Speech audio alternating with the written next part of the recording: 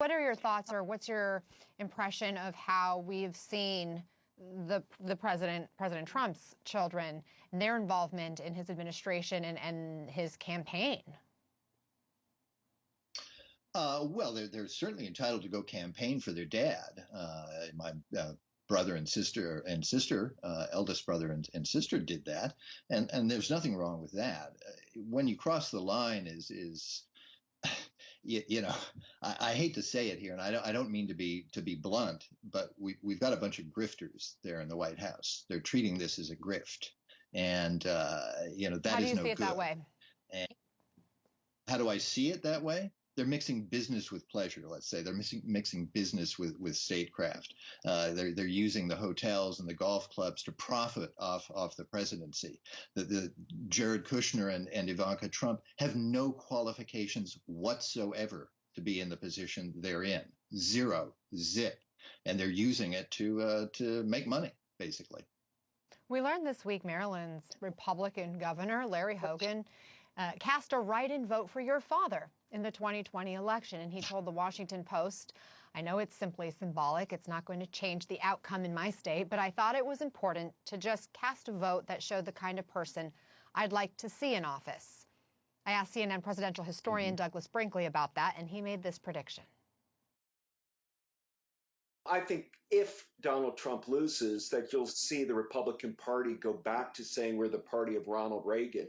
You know, Reagan has been kind of downplayed by Donald Trump. He was really the golden person of the Republican Party, and suddenly he seems second tier. But without Donald Trump, and you're seeing Senator Sasse doing the same thing, basically reclaiming a rebranded Republican Party for 2021 as a conservative party of Ronald Reagan.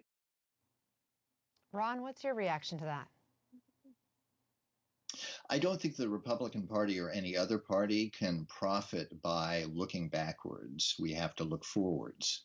Whatever party you belong to, you have to look to the future, particularly now. We're at a crucial point in history. I think everybody feels that.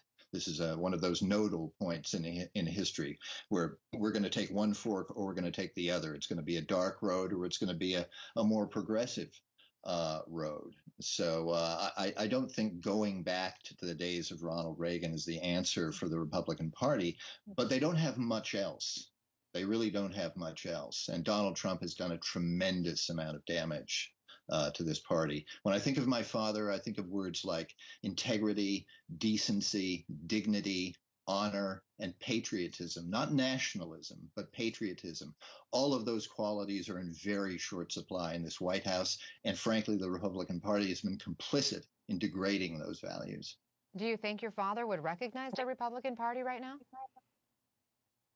He would be horrified by the Republican Party right now. The spinelessness in the face of this pathological entity in the White House right now would shock him.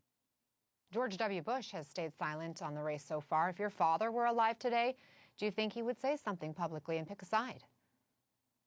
I have no idea what my father would do publicly. I can't speak for him that way. I know his character, and I know what would horrify him, and I know that this administration would. But beyond that, I can't say what he would do.